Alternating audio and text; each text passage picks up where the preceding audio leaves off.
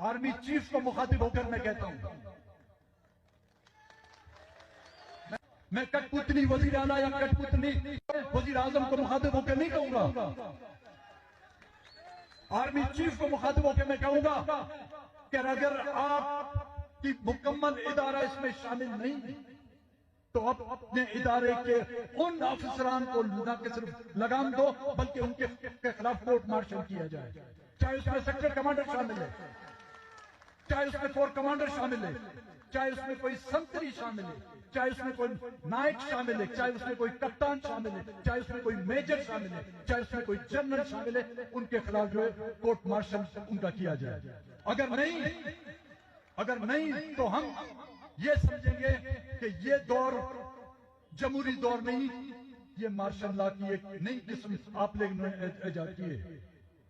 आपके वोट को इज्जत है, आपकी कायम करदा हुकूमत में हमारी खवातीन को जो बेइज्जत किया जाता है सड़कों पर, उनकी कोई इज्जत नहीं।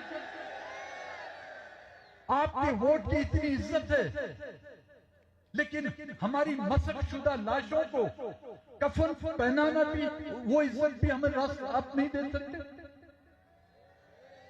आपकी एक सीट चली जाए तो आप आर्मी चीफ से लेकर डीजी आईएसआई तक, फौज तक जो है को बुरा भला नहीं कहते हुए नहीं थकते। हमारे घरों के घर मस्मार किए जाते हैं, हमारी इज्जतों को ऐसी शाहराहों पर हाथों पर पकड़ कर उनको पुलिस की गाड़ियों में घसीट कर डाला जाता है, हमारी कोई इज्जत नहीं।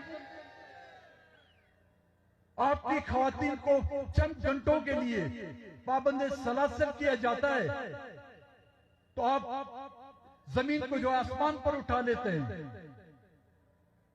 लेकिन हमारे खानदान के खानदान उठा लिए जाते हैं। 20-20 सालों से हमारे नौजवान गायब हैं।